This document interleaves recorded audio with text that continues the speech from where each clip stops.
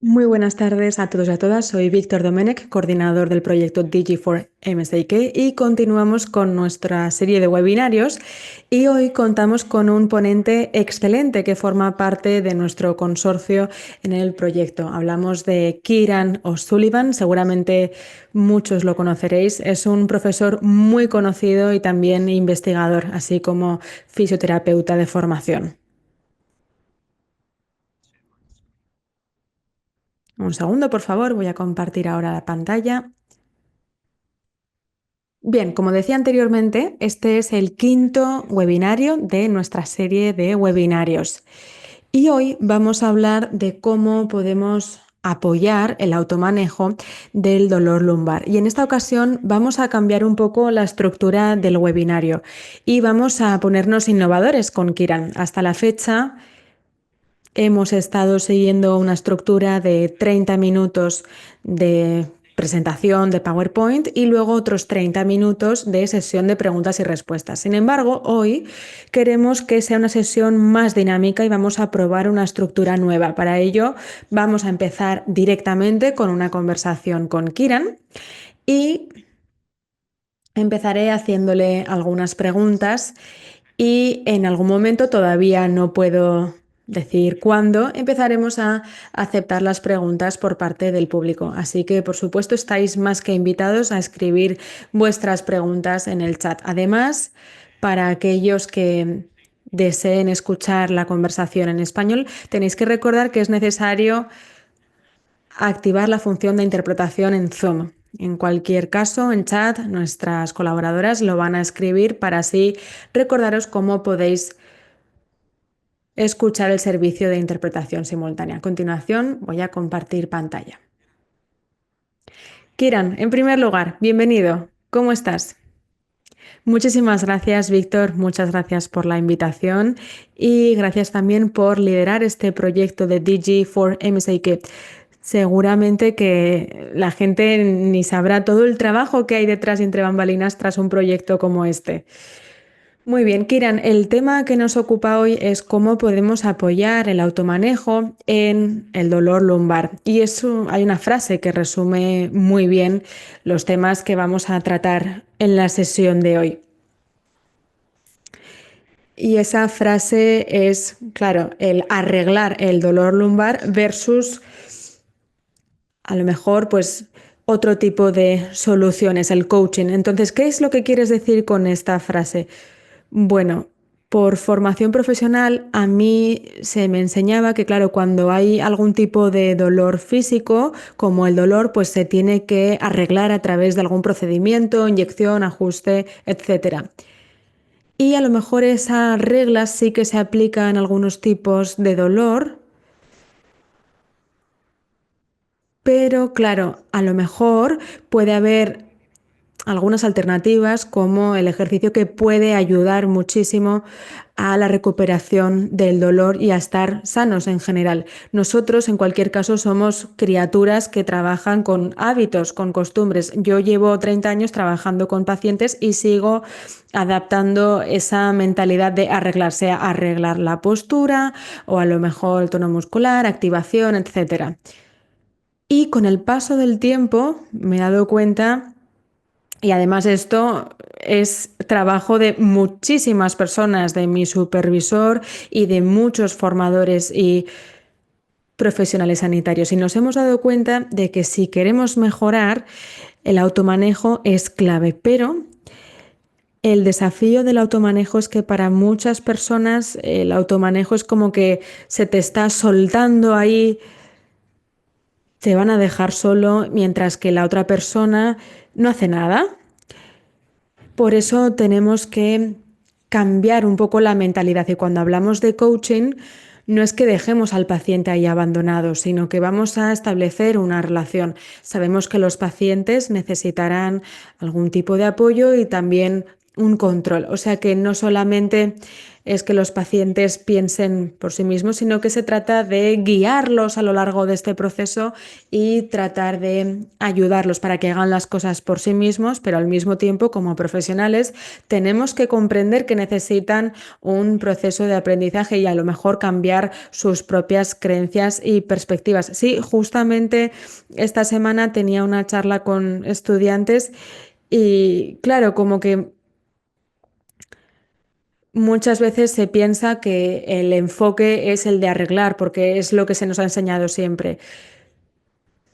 Parece que siempre es eso de arreglar, la examinación, etcétera. Pero ahora necesitamos ese cambio de mentalidad y decir, bueno, hay que comprender qué es lo que hay detrás de la salud. Podemos hacer una examinación física, podemos probar actividades físicas y todo ello forma parte de las alternativas que tienen los pacientes para poder mejorar su situación.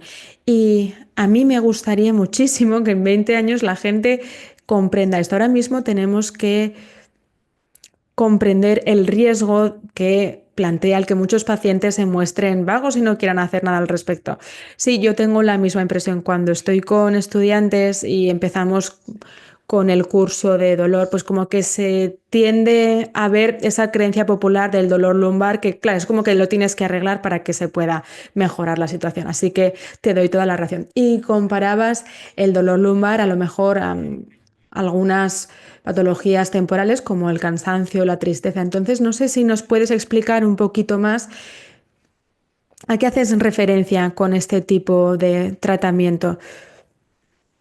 Leí un libro de Norton Claplow, el norteamericano, hace muchísimos años, ha escrito muchos libros y uno de ellos hablaba de las quejas más comunes por parte de los pacientes y entre esas quejas pues estaban la tristeza, el cansancio, el dolor lumbar y vemos que parecía que para la gente la irritabilidad, el cansancio eran aspectos muy normales y que duraban pues a lo mejor unos días o unas semanas y eso estaba dentro de los límites normales.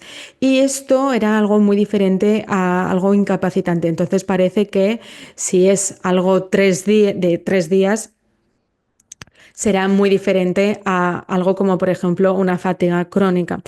Pero cuando se hablaba de dolor lumbar parecía que era algo más incapacitante, que tenía que ver con el dolor musculoesquelético. Entonces, con todo ello, nos dimos cuenta de que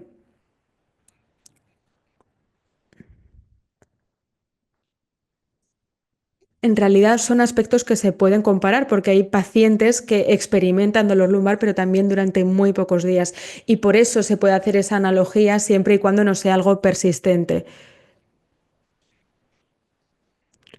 Lo que estamos intentando hacer es hacer una desescalada y que el paciente no piense que nunca va a mejorar. Según los datos y las estadísticas, todo el mundo va a tener dolor lumbar. De hecho, según las estadísticas, más de un 90% de la población va a tener dolor lumbar. Y la pregunta es, ¿qué pasa con ese 10%? ¿De verdad nunca lo llegan a experimentar o es que no se acuerdan? Sí, y precisamente ahora que comentas esta analogía, me parece muy interesante el hecho de que, claro, se ha investigado mucho cuáles son los factores que llevan al dolor crónico. A lo mejor puede tener que ver con las creencias y los aspectos emocionales, como por ejemplo el estrés, porque los pacientes pueden tener durante un periodo agudo ese dolor, luego algunos pasan a esa transición hacia un estado más crónico. ¿Y cuáles son los principales factores que se suelen encontrar? ¿El estrés desempeña un papel importante en esa fase y en la transición? Puede haber una intensidad de alto dolor que tenga que ver con todos estos aspectos. Entonces, claro, hay numerosos factores psicosociales. A menudo sabemos que los factores psicosociales tienen que ver con el estrés, el humor, pero también están los factores socioeconómicos y todo ello forma parte de esta ecuación. Entonces, a la hora de desarrollar un marco de dolor lumbar, tenemos que hacer todas las preguntas posibles que tengan que ver con esos factores de riesgo y tener en cuenta que esos riesgos serán diferentes de unos pacientes a otros, pero si al menos preguntamos, veremos cuáles son los principales riesgos para esos pacientes. Muchas veces pensamos que el riesgo tiene que ver con la postura, con la mecánica, etcétera. Y de hecho, en la universidad donde yo trabajo, cuando tratamos toda la información musculoesquelética, nos centramos siempre en la parte ergonómica, pero hay que darse cuenta de que hay otros factores que desempeñan un papel importante y que son mucho más invisibles y están presentes en realidad en el dolor y también en la transición hacia un dolor más crónico. Entonces sí, hay riesgos acumulativos. Entonces es necesario hacer todas esas preguntas y cuantos más factores de riesgo aparezcan, pues claro, más probabilidad habrá de que sea un dolor persistente. Pues sí, me parece muy interesante esto que comentas de los factores psicosociales y también la formación que tenemos como fisios. Igual esto también se aplica igualmente a otras profesiones y a otros profesionales sanitarios. Y bueno, a lo mejor esta es mi perspectiva. Ahora me puedes decir cuál es tu opinión. Nosotros formamos a profesionales sanitarios, en este caso a fisios, con los enfoques biomédicos más clásicos. Y al mismo tiempo les decimos que los factores psicosociales son de mucha relevancia, como por ejemplo el estrés, la situación laboral. En definitiva, todos estos factores que acabas de mencionar son muy importantes, pero a mí me parece que los estudiantes tienen muchas dificultades a la hora de aterrizar todos estos aspectos y luego implementarlo en la clínica, porque suelen proceder con el enfoque más clásico y saben que esos factores psicosociales son importantes, pero claro, en mi opinión, es como que les cuesta mucho llegar a implementarlos y trabajar con ellos. Entonces, ¿cuál sería tu recomendación a la hora de implementar estos factores y trabajar en la clínica cuando pasan a ser profesionales? Pues sí, la verdad que es difícil. Yo creo que todos nos hemos visto en esta situación. Sabemos que los factores psicosociales hacen que el problema físico sea aún más llamativo. Y yo mismo y en los últimos años, pues pensaba que, claro, si hacemos una evitación, eso no va a ayudar, pero muchas veces se tiene esa idea de que es un problema físico y que el resto de cosas pues no ayudan, pero con los pacientes y con los estudiantes yo quiero que piensen en escenarios en los que no hay evidencia de daño físico, pero aún así se puede llegar a desarrollar dolor. Estaríamos hablando de situaciones como por ejemplo un dolor de cabeza. Seguro que alguien habrá experimentado un dolor de cabeza sin que haya una relación clara, pues a lo mejor puede ser por el consumo de alcohol, deshidratación, haber dormido mal. Entonces, igual hay un dolor de cabeza, pero sin una lesión que vaya relacionada. Entonces,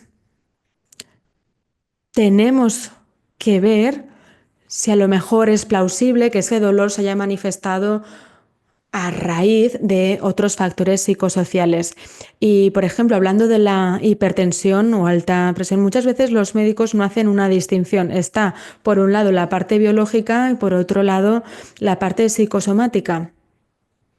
No se llega a hacer una distinción entre la genética, actividad, estrés. Al final son aspectos interrelacionados. Y por eso con los estudiantes hay que darse cuenta de qué es lo que les queremos comunicar y cómo se puede implementar esta formación en la práctica clínica. Muchas veces han aprendido la teoría y luego en la práctica no saben muy bien cómo ponerlo en práctica, o a lo mejor se les ha formado en un enfoque más clásico. Yo diría que a día de hoy los fisioterapeutas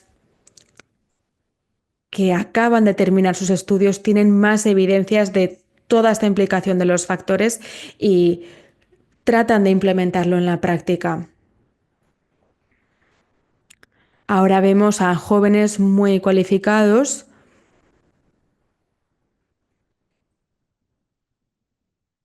que empiezan a poner todos estos conocimientos en práctica. A veces conocen la teoría, pero luego no tienen en cuenta esos aspectos prácticos, hay ejercicios, pero hay que darse cuenta de si es algo físico, estructural, si es algo que puede llevar más tiempo, si va a tener un esfuerzo sistémico, si por ejemplo hay que tener en cuenta otros aspectos como el estrés, la falta de sueño, etcétera. Pues sí, efectivamente hablábamos de cómo tenemos que cambiar la percepción de los estudiantes y sobre todo en nuestra profesión como fisioterapeutas. Y en lo que respecta a la percepción pública de cómo tenemos que tratar el dolor lumbar, en este caso, ¿cómo podemos pasar de un enfoque como el actual hacia un enfoque más de coaching? ¿Cómo lidiamos con la percepción pública? Porque obviamente sé que la situación es difícil en distintos países y también en los países nórdicos, pero por ejemplo en España la mayoría de clínicas de fisio son privadas y tienen que lidiar con las peticiones de los clientes que demandan X cosas. Entonces, ¿cómo podemos lidiar con las expectativas de los clientes, de los pacientes y cómo trabajamos con toda esa percepción? A ver, no podemos pretender que sea algo sencillo. Efectivamente, sabemos que hay un desajuste entre las expectativas y yo hay dos cosas con las que no estoy de acuerdo. Por un lado, darles lo que quieran los pacientes, eso me parece que no está bien, y tampoco podemos forzar a los pacientes a hacer cosas contra su voluntad para que cumplan con lo que nosotros les digamos. Entonces yo creo que podemos encontrar un punto intermedio y ahí la parte crítica es poner al paciente en el centro y tener una interacción. Yo a lo mejor tengo unas ideas fantásticas, pero lo primero es que el paciente entienda que yo me estoy tomando su problema en serio. Y en mi experiencia, si el paciente de verdad dice, oye, mira, cómo me está escuchando Víctor, la verdad es que es una persona que sabe muchísimo, se está tomando el tiempo. O aunque escuche cosas que le parezcan un poco extrañas, pues seguro que va a querer probar, pero eso sucede en la clínica y puede funcionar. Pero ¿cómo trabajamos con esto a largo plazo? Hay pacientes que a lo mejor están a punto de jubilarse y tienen un enfoque más clásico y no entienden muy bien eso del coaching. Entonces, las dos partes para cambiar la percepción pública, en primer lugar, serían la educación. Y yo creo que la educación desempeña un papel muy importante. Pero no me muestro del todo optimista. Hay varios estudios donde se hizo una campaña pública sobre el dolor lumbar y se veía un efecto alentador. Pero lo interesante es que ha habido otros países que han intentado replicar estos estudios pues con campañas en los medios, en las redes, y tenemos también un libro de Lauren Papelson de la revolución del dolor, etcétera. Entonces son iniciativas fantásticas y yo me muestro totalmente a favor.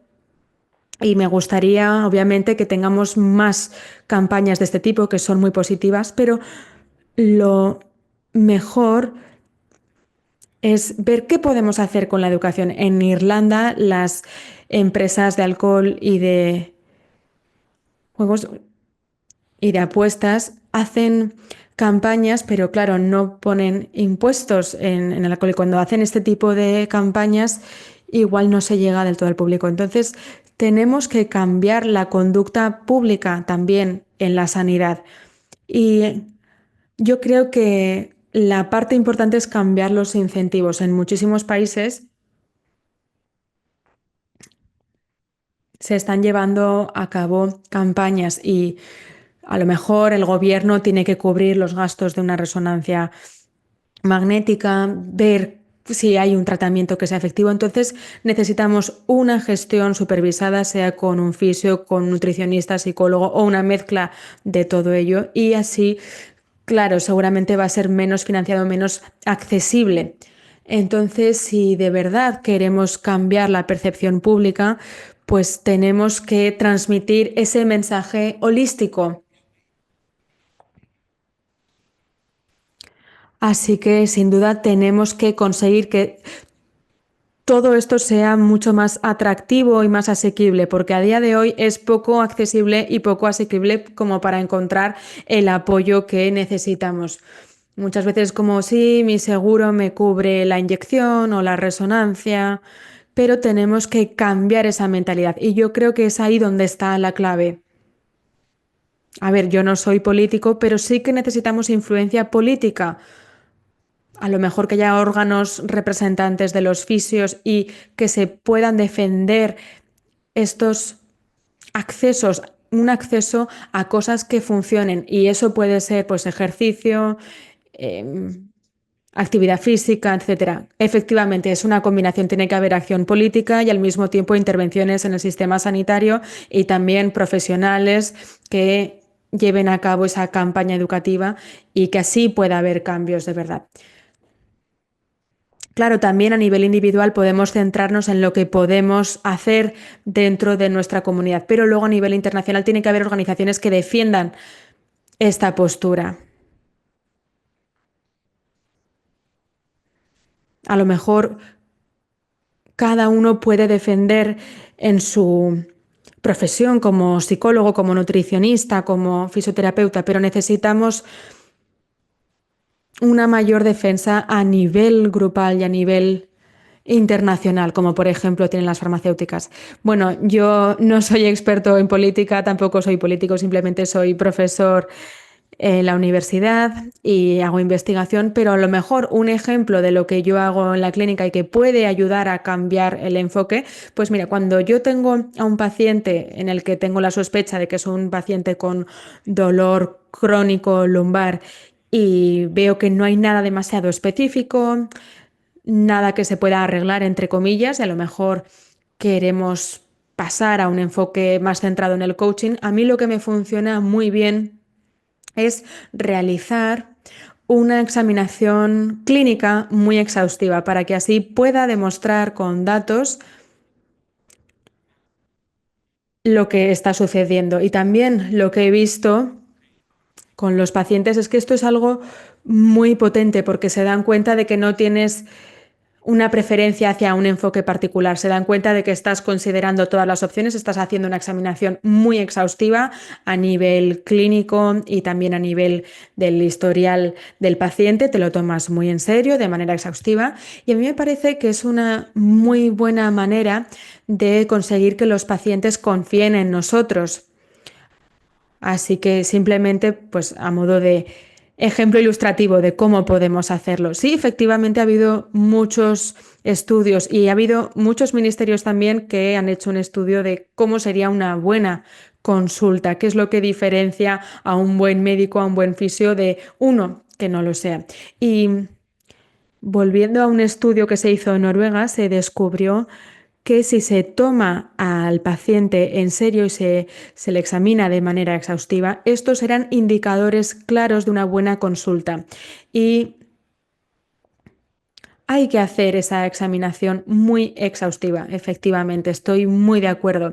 Y hace unos años también había un estudio que decía que a veces se tenía esa mentalidad de arreglar, pero hay que hacer esa examinación exhaustiva para que la consulta sea verdaderamente útil y productiva. Y yo veo ahí el valor. A lo mejor, aunque vea un paciente en el que yo estoy seguro de que la terapia manual igual va a ser útil o no, pues aún así, aunque yo tenga las cosas claras, lo que hago es hacer esa examinación en detalle para asegurarme de que no se me olvida nada.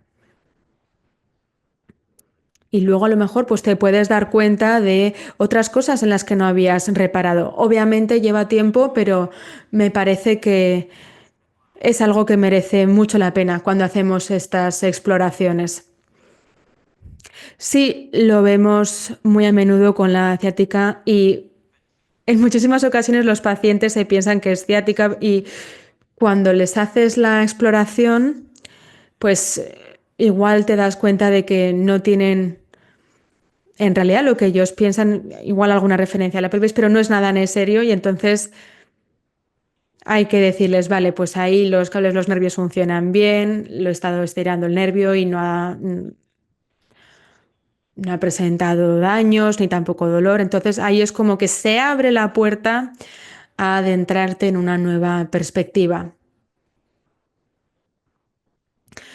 Pues sí, muchas veces lo dividimos en sujeto, objeto y tratamiento. Y cuando los pacientes están preocupados por la ciática, hay que comprobar los reflejos. Puede ser algo rápido, tan solo 15 segundos. Y también lo que no sabe el paciente es que igual eso no es una clave para encontrar si de verdad tiene ciática o no. Entonces hay que explicar qué es lo que estamos haciendo. Entonces se puede hacer esa prueba de los reflejos y decir, ah, mira, pues va bien, todo esto tiene un buen aspecto. Entonces tenemos que comunicar lo que estamos haciendo. Estamos haciendo esa exploración, confirmando y dando esa seguridad. Pues no sé si a ti te pasará, Kiran, pero yo creo que es muy común que se hace esa exploración clínica y luego el paciente te dice, uy, nadie me había dedicado tanto tiempo a la exploración, muchísimas gracias por tu tiempo. Y yo creo que para el paciente significa que reconocen que te estás tomando en serio al paciente y que estás valorando ese encuentro clínico y, como decía anteriormente, que se están teniendo en cuenta todas las opciones como un diagnóstico potencial. Pues sí, efectivamente yo creo que es uno de los motivos por los que los estudiantes reciben un feedback muy positivo por parte de los pacientes, porque a veces están una hora o una hora y media para ver el historial con detalle, se toman el tiempo que hace falta, a lo mejor hacen demasiadas pruebas que nosotros no haríamos como profesionales más experimentados, pero al paciente efectivamente les da esa impresión de que se están tomando el tiempo, que no se están dejando nada. Es una exploración muy exhaustiva y eso le da mucha seguridad al paciente, porque en algunos países las citas son de 15 o 20 minutos y claro, no es suficiente.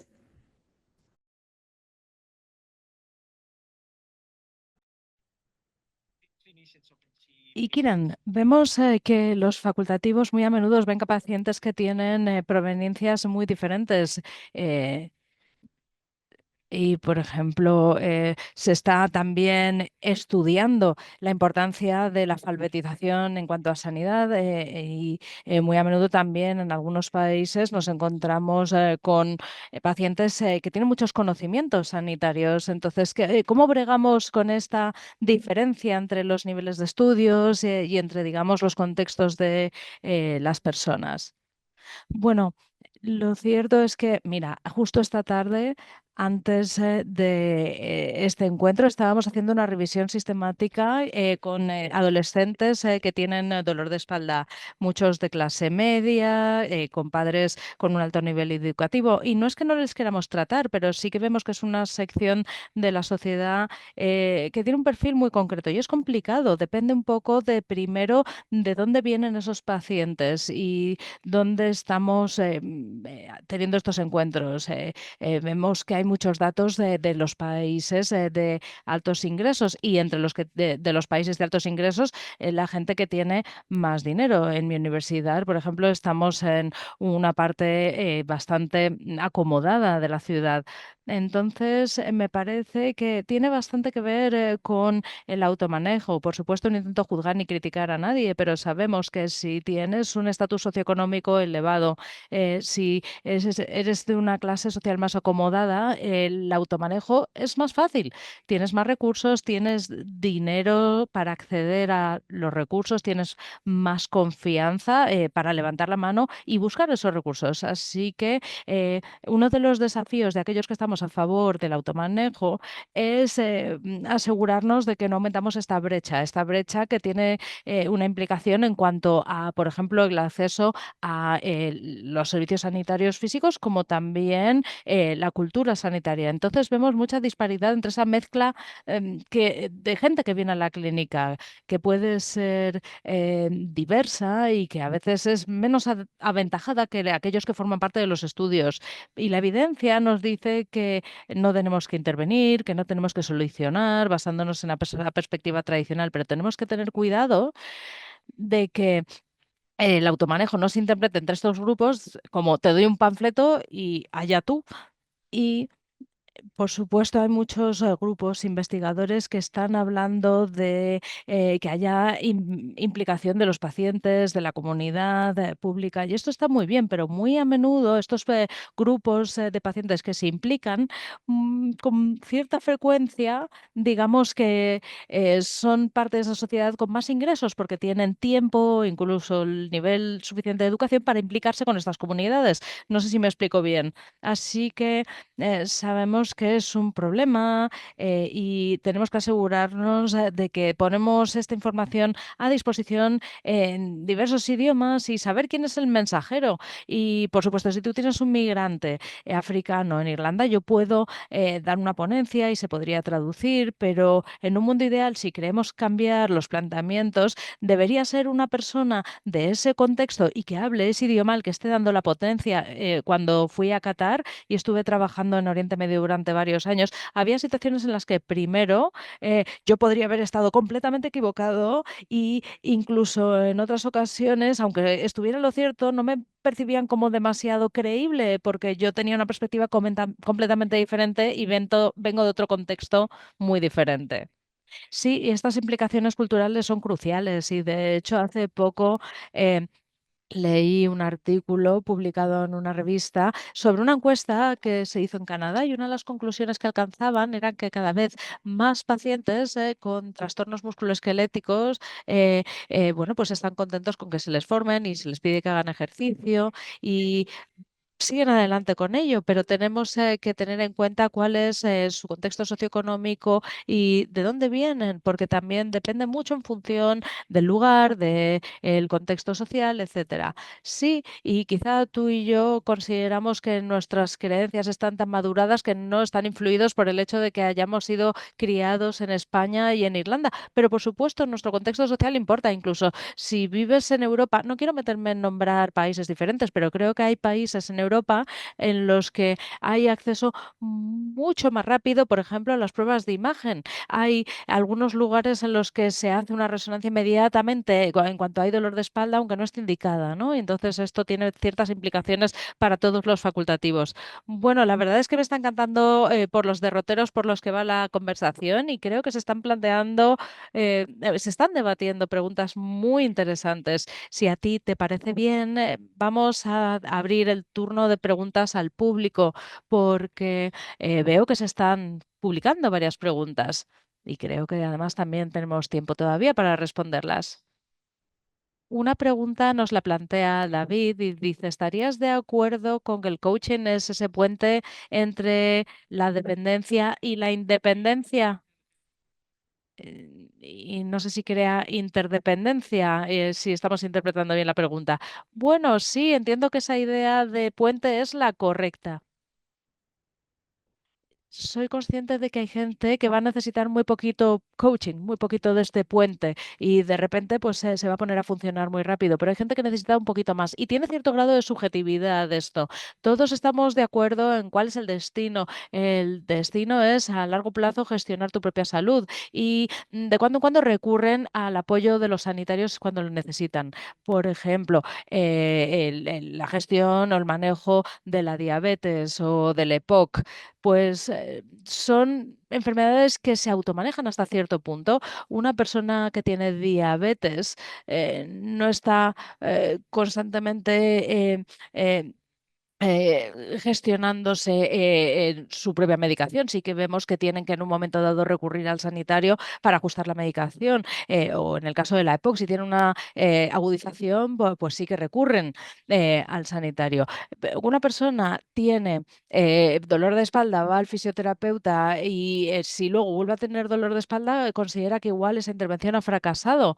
Pero es bastante probable que el dolor vuelva en algún momento y esperemos que antes de que escale y sea demasiado incapacitante, puedan tener acceso a algún tipo de apoyo, que puedan acceder, pues como con la diabetes y con la EPOC, puedo cambiar algo, puedo cambiar mi estilo de vida, puedo hacer alguna modificación para que esto siga mejorando.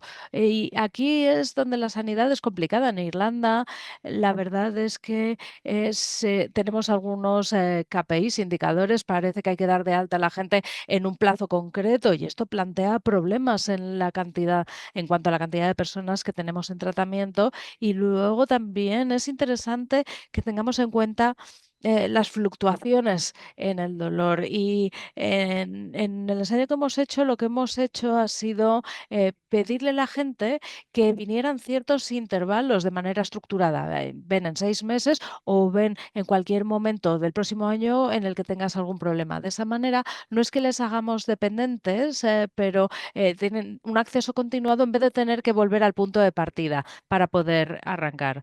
Y en cuanto a esta comparativa con diabetes, el cansancio crónico, etcétera, ¿los facultativos usan estas metáforas o estas analogías en la clínica? ¿Es útil también en clínica o es solo para el contexto educativo? A ver, es interesante. Lo que sí que suelo decirle a los clínicos y les recomiendo que hablen de cosas de la alta presión sanguínea, el eczema. Me parece que son cosas que se entienden mejor entre el público y se transfiere fácilmente. No sé por qué no he utilizado esta metáfora de la diabetes o de la analogía de la diabetes, diciendo a la gente como intentando explicar el dolor. A ver, sé que existen grandes connotaciones en la biología de dolor y tengo mucho interés en ello y no obstante, creo que no me refiero a estos términos con los pacientes.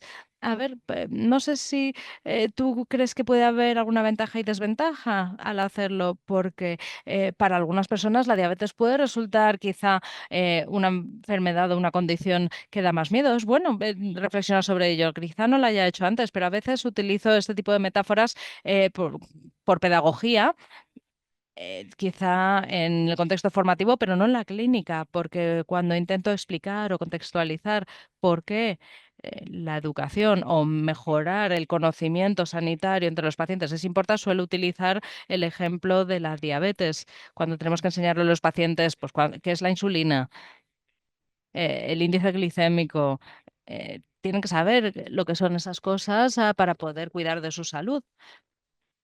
No es que simplemente le pidamos a los pacientes que tomen su medicina, que se inyecten insulina, tienen que saber un poquito más de cuál es esta condición. Y este es un ejemplo que utilizo con los estudiantes para que puedan entender por qué inculcar estos conocimientos sanitarios entre los pacientes es importante, pero creo que no lo hago tanto en el contexto clínico, pero sería útil quizá, porque a veces ayuda a entender que esta condición puede durar bastante tiempo sin necesariamente revestir gravedad y que puedes seguir con tu vida, puedes seguir haciendo tus actividades y realizando ejercicio a pesar de esa enfermedad.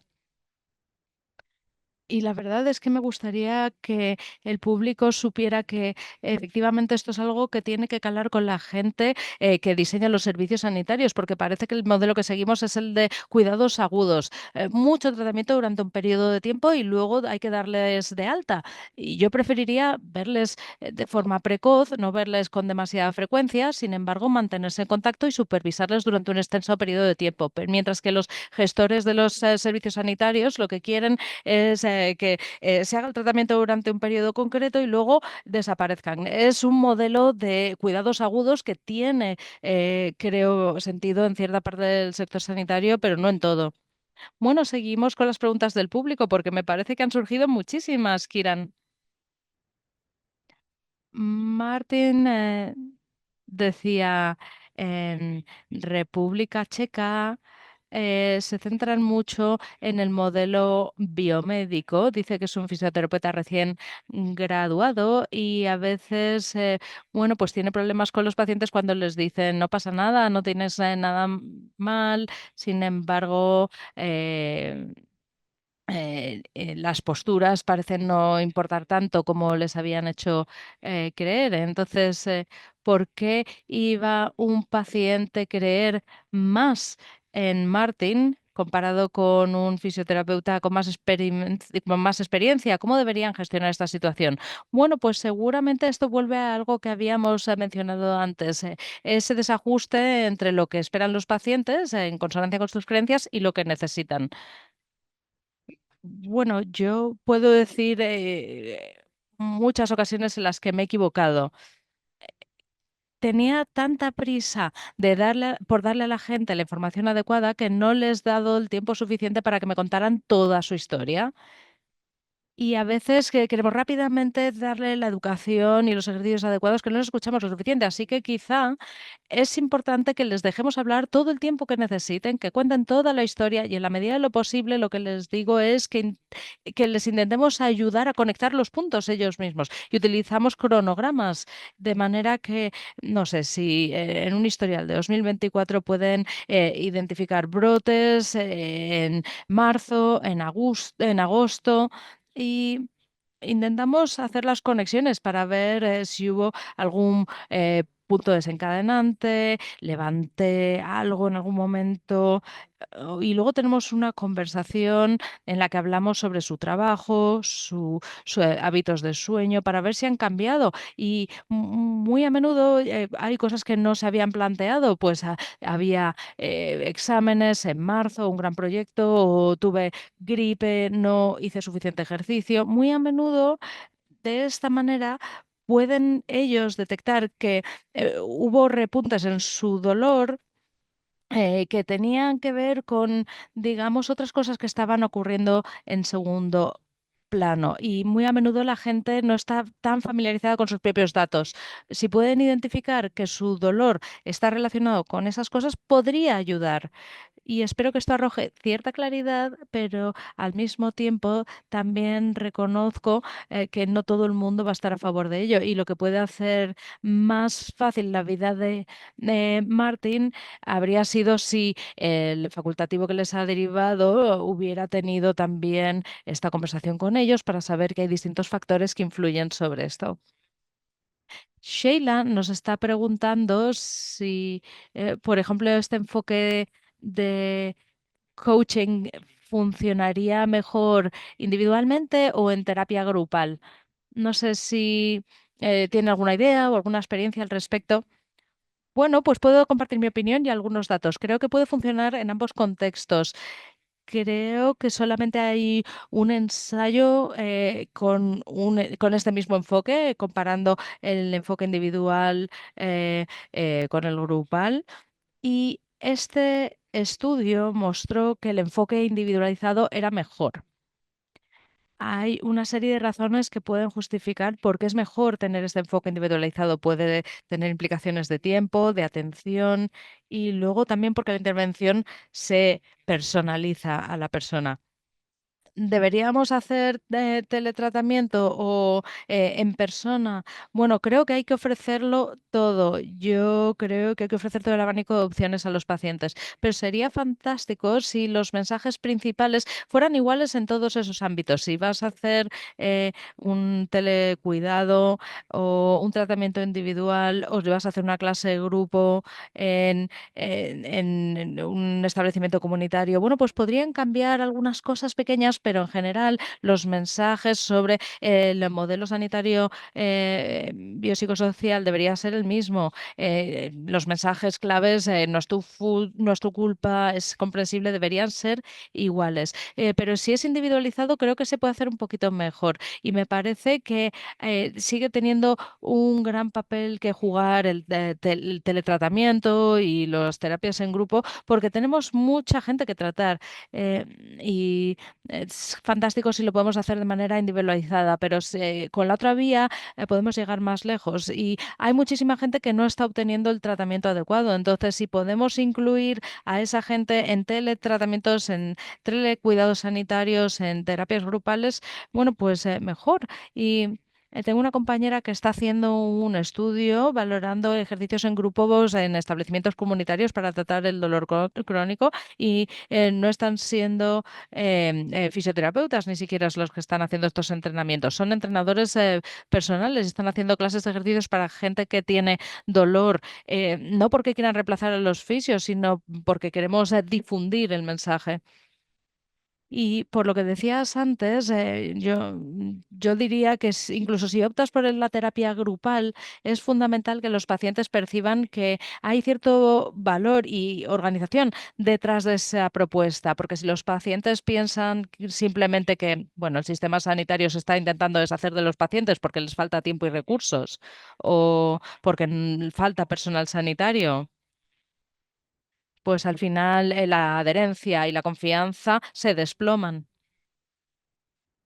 Claro, cómo se contextualiza todo el tratamiento es importante. Si alguien, por ejemplo, va a un fisioterapeuta porque no pueden acceder a la cirugía durante los próximos 3 meses, cambia el propósito y el valor del fisioterapeuta. Es que es para mantenerte ocupado mientras estás esperando a que te hagan una cirugía. Pero al mismo tiempo, si alguien va a rehabilitación en grupo y consideran que es algo que le dan a la gente pobre o le dan a la gente que no tiene contactos o que está en la sanidad pública, pues por supuesto va a plantear muchos desafíos. Y en la terapia grupal, incluso si el espacio físico es atractivo, y esto retoma el tema de las disparidades socioeconómicas. Hay instalaciones fantásticas en algunos lados de la ciudad y en otros lados de la ciudad no hay espacios seguros igualmente atractivos. Entonces, yo puedo hacer como si tuviera respuesta a todas estas cosas, pero la verdad es que es algo sobre la que deberíamos reflexionar. Bueno, hay muchísima gente que está agradeciendo la fantástica charla. Y Matilde nos estaba preguntando, cuando dices coaching, ¿cuál sería una definición del buen coaching para el dolor? Bueno, tengo que hablar de Pete Moore, Peter Sullivan y muchos otros que han sido mis mentores. No es mi propia definición, pero es una de esas cosas que parece que ahora la gente habla de coaches como si fueran cosas vagas, ¿no? Hay coaches de estilo de vida en Instagram y cosas así. Pero me parece que una característica de un coach es que escuche bien, que sea muy bueno escuchando y que cubra cosas muy exhaustivas. Yo, si hago coaching para los niños en los deportes, pues es importante saber qué es lo que hay que decir, pero no solo decir, es también escuchar, escucha activa, mostrar que estamos escuchando, preguntar muchas cosas. Y lo segundo que me viene a la cabeza, porque estamos aquí hablando de la promoción de la salud y del estilo de vida, no hay que estar predicando. No sé si esto se entiende bien. No hay que ir diciendo, ¿sabes qué, Víctor? Es que yo soy una persona sanísima que no come ni chocolate, ni fuma, ni bebe cerveza. Y tú tienes dolor porque eres una persona terrible, porque bebes, fumas y haces un montón de cosas malas. Entonces, creo que es importante también tenerlo en cuenta. Ya a pesar de que soy un hombre de mediana edad y estoy calvo, bueno, pues oye, puedo dar los mensajes con la misma entidad que una persona que tiene 25 años y que nunca ha sentido dolor. Entonces, hay que escuchar muy bien, hay que recomendar con decisión lo que puede marcar la diferencia, pero no mandando el mensaje de que los otros son malas personas. Y otra cosa que me cuesta es mantener el optimismo y la paciencia cuando las cosas no mejoran rápidamente. Me encantaría poder contar siempre que llega una persona, no podía moverse, conseguimos que se moviera y todo fue fenomenal, pero la realidad es que hay muchas fluctuaciones. La persona prueba el ejercicio, le funciona durante un tiempo, luego tiene dolor, luego le da miedo, entonces hay que probar un ejercicio diferente y entonces luego cambia su proyecto del trabajo y entonces no pueden hacer las distintas cosas. Entonces, mientras no emitamos juicios de valor, hay que tener paciencia y no perder la fe y gestionar esas subidas y bajadas, porque a veces no funciona el plan A ni B ni C, funciona el D, pero mientras sepamos hacia dónde vamos, ¿quién nos va a decir que en realidad esto está, no es, que no es lo que realmente consigue que funcione el hecho de que tengan más amigos o mejores relaciones sociales y de esta manera se adhieren más a lo que le estamos pautando? Francesco también nos está hablando de publicaciones que hagan referencia a estrategias para bregar con el dolor o habilidades en cuanto a gestionar los brotes. em, bueno, pues yo recomendaría las publicaciones de Pete Moore para gestionar los brotes. Es un curso y hay una página web y hay muchísimos recursos disponibles gratuitamente ahí. Luego también Running Herbs en Nueva Zelanda también tiene muchísimo material disponible sobre estos brotes porque realmente ahí en esos en esos brotes tenemos que tener en cuenta la estrategia, pero muy a menudo es que cuando tenemos los brotes de dolor, ¿recuerdan la estrategia? Porque a veces cuando vuelve el dolor están tan frustrados que no son conscientes de que tenían esa referencia en el teléfono o que tenían igual un folleto al que pueden recurrir. Mar también nos está hablando de una población que es la que tiene el síndrome del túnel carpiano. Tienen algunos pacientes que han sido dados de altas antes de ir a la clínica del fisioterapeuta. Muchos no entendían la condición o cómo bregar con ella. La única opción que les habían dado era la de la cirugía, considerando que los tratamientos más conservadores no podrían resolver este problema. ¿Cómo abordamos estas creencias? ¿Cómo animamos a los pacientes a tener un papel más activo antes de meterse directamente en cirugía?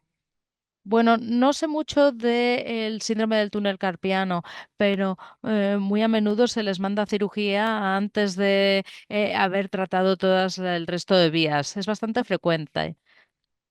Creemos que hay una perspectiva bastante generalizada de que los pacientes esperan que los tratamientos quirúrgicos sean efectivos. En algunos países como Irlanda o España, nos tenemos que plantear si la gente valora adecuadamente la profesión, fisioterapeuta o sea cual sea tu profesión. ¿Se valora adecuadamente? ¿Se considera que cumples con los estándares profesionales adecuados? Y luego, algo que he mencionado antes brevemente. Parece que yo no quiero pagar las cirugías, pero parece que muy a menudo estos incentivos no están en consonancia con las iniciativas. Tenemos que saber si hay evidencia que lo justifique y si es algo que hacen los gobiernos simplemente por el hecho de que siempre se ha hecho así. Bueno, creo que podemos responder a una pregunta más. Tingre nos pregunta lo siguiente. He estado con la terapia cognitiva funcional durante un tiempo y también estoy metiéndome en el trauma psicológico. Vemos que van aumentando los pacientes que tienen dolor lumbar con distintos niveles de traumatización o disfunción autonómica debido a niveles de estrés y parece evidente en los casos más complejos. Un comentario sobre el cuidado de apoyo con pacientes con trauma y que tengan dolor lumbar? Bueno, yo diría que con el paso del tiempo estamos preguntando más sobre los factores sociales y vemos que es importante el amplio espectro que cubren. Y hay, digamos, señales claras. Si te da miedo levantar peso, pues entonces obviamente hay implicaciones psicológicas. Y luego tenemos evidencias para el ejercicio. Veo que hay en muchas profesiones en las que se está utilizando el ejercicio para gestionar distintos niveles de depresión, de ansiedad, de estrés, etcétera. Pero luego, si nos metemos en problemas de salud mental más significativos, una estudiante mía que es terapeuta en Irlanda está identificando lo que llaman banderas naranjas específicas a la depresión y que pueden llevar al suicidio. Y hay diferencias con el trauma, pero es un grupo muy concreto y necesitan un apoyo psicológico mayor, no solamente superar tu miedo al movimiento.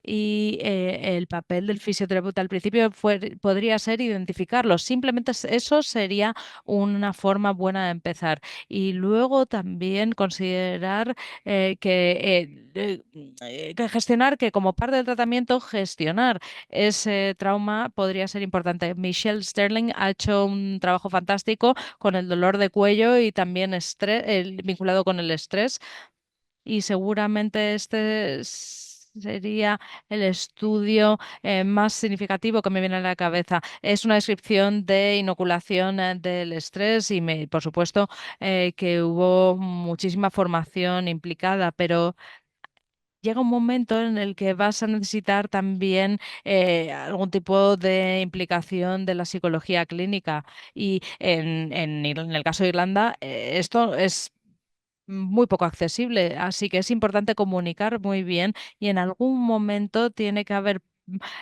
partes en las que los fisioterapeutas van a poder ayudar, pero en otros puntos necesitamos implicar a otros profesionales. Así que no es que los psicólogos clínicos necesiten ayudarnos a gestionar o superar el miedo al movimiento, pero sí que cuando hay implicaciones relacionadas con el trauma es muy importante. Es fundamental hacer un cribado de salud mental porque cada vez hay más estudios que muestran que cuanto más extendido está el dolor, más asociado está con otras comorbilidades, especialmente trastornos de salud mental o trastornos metabólicos. Así que cuanto más crónico y más extensivo sea el dolor, más probable es que los pacientes presenten estas comorbilidades. Así que me parece que es una pregunta crucial y además muy interesante. Kiran, muchísimas gracias. Me parece que hemos llegado al final. Nos hemos quedado sin tiempo y además no hay más preguntas, así que lo hemos hecho fenomenal. Son casi las 8 en España, también las 7 en Irlanda y muy rápidamente voy a compartir un par de cosas con el público al que agradecemos muchísimo por su presencia y por su participación en la conversación. Hemos probado este formato nuevo y me parece que ha salido bastante bien. ¿No estarías de acuerdo, Kiran? Bueno, la verdad es que el hecho de que me hayan ahorrado poner a la gente a dormir con un PowerPoint más es de agradecer, desde luego. Bueno, pues una vez más queremos animar al público a participar en este proyecto y estamos buscando con este concurso ideas creativas e innovadoras sobre cómo podemos fomentar el automanejo entre los pacientes en un contexto clínico y también cómo podemos tratar la falta de información que sufren los pacientes. Cómo podemos ocuparnos de educar a los pacientes, cómo podemos mejorar esa formación, esa educación para los pacientes. Así que, bueno, les animamos a todos a que nos sigan en redes sociales. Somos bastante activos en Instagram, hacemos publicaciones semanales y ahí también van a poder encontrar más ideas sobre este contexto, sobre este concurso más bien. Y finalmente, si sois tan amables, os pediríamos que rellenéis la encuesta de satisfacción de este webinar. Aquí estamos mostrando el código QR para rellenar la encuesta tanto en español como en inglés. Y vamos a dejar en pantalla un poquito más estos códigos QRs durante un par de minutos para que puedan escanearlos. Muchas gracias, Kiran, por el tiempo. De verdad que estoy muy satisfecho, me parece que ha funcionado muy bien y la gente ha mostrado su agradecimiento repetidas veces por las respuestas. Bueno, muchísimas gracias por la invitación, por liderar este proyecto, por facilitarme la vida. Y si la gente tiene preguntas, me pueden escribir un correo electrónico que estoy a punto de compartir. Estoy a punto de compartir mi correo electrónico mediante el chat y en el chat durante un par de minutos más vamos a permanecer activos y voy a compartir algunos de los enlaces que se han mencionado cuando hablamos de coaching frente a soluciones. Incluso algunos audios en los que van a poder acceder a más información sobre algunos de los temas que se han ido tratando aquí. No sé si Mar o Julia nos pueden ayudar colgando los enlaces a través del chat para que todo el mundo pueda hacer uso de ellos. Bueno, Kiran, una vez más, gracias por el tiempo y nos vemos pronto. Gracias y buenas noches a todos. Cuídense.